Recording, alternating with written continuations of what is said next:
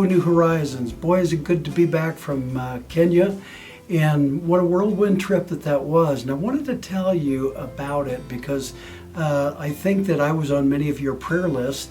And if not, you didn't know about the fact that I got sick while I was there. An elephant ran over me, and I'm better now. Oh, that didn't happen, but it's all in the story, isn't it? But I went there with a foot infection, and incidentally had gotten it hopefully taken care of just before I left. By the time I got there, though, I had a full-blown bacterial infection throughout my whole body, and which is interesting because I went there with two businessmen that were going to make some suggestive changes and hopeful opportunities for some of the Maasai people that we've been a part of, that we've been ministering to, and probably a total of about 200 people in this one boma, or you might call neighborhood, if we could say that, or village. And what they would do would really be very, very important.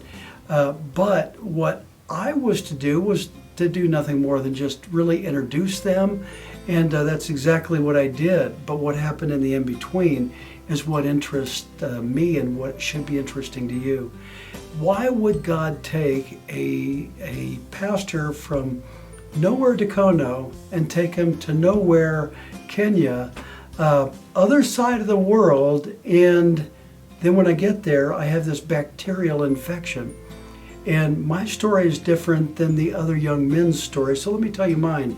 I got there, and it became very apparent that I was getting sicker, I wasn't getting better. And at one point, I thought that the only thing that I needed to do is if I could just take a nap. But when my naps started extending to 6 hours and then 24 of 26 hours, the conversation with the young men and my wife was, get him back to Nairobi, get him in a hospital if you have to. And which is what they did, except that when they got me into Nairobi, they had a neuroscientist on staff there, a tremendously intellectual doctor that had me under his constant care for 3 days. So the good news is I got better. Here's the crazy thing about that one thing. That man is what I would say was a person who had a lot of Christian knowledge, and because of his intelligence, didn't know what to do with the knowledge versus what he knew as a scientist. And so I would have to tell you that the miraculous occurrence that I had with him was just second to almost nothing I've ever seen in my life. I was able to spend 3 days with him. He would say he was able to spend 3 days with me, get me better. But the conversations that we had about his soul and about his spiritual life and about his future were what I would say would be very similar to the Philip and the Ethiopian eunuch story. And so my time with him was just amazing. And could I tell you that he was wonderfully saved and his life was changed and his whole family is now serving the Lord? That's just been a couple of days, but what I can't tell you that. What I can tell you is that his life was changed, and so was mine. That God would be so wise as to take a little country preacher from one side of the world all the way to the other side and back for one man is amazing. Now the other guys, what happened to them? Their story is completely different because of their insertion into this village area.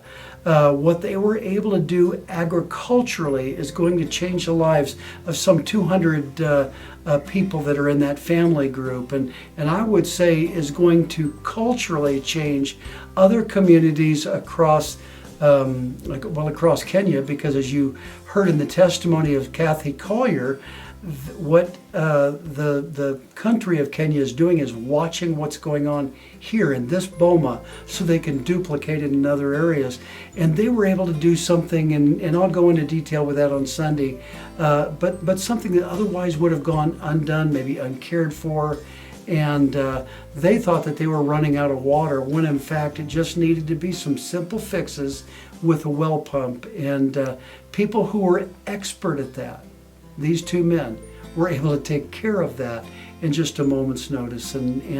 So really, all told, I would say I would do it again if I knew that the Lord was going to use me in that way. The thing is, you don't know. And what my question for you is, as we go into this Sunday, is what would you do for the cause of Christ? Would you give your life for Christ? Would you go to the other side of the world for Christ? And the immediate answer is, well, of course I would do that.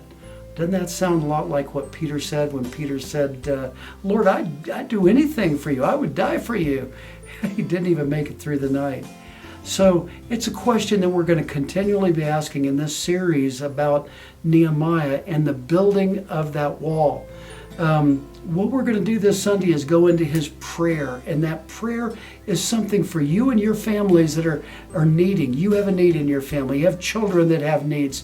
You have parents that have needs. You have situations that you're suffering under.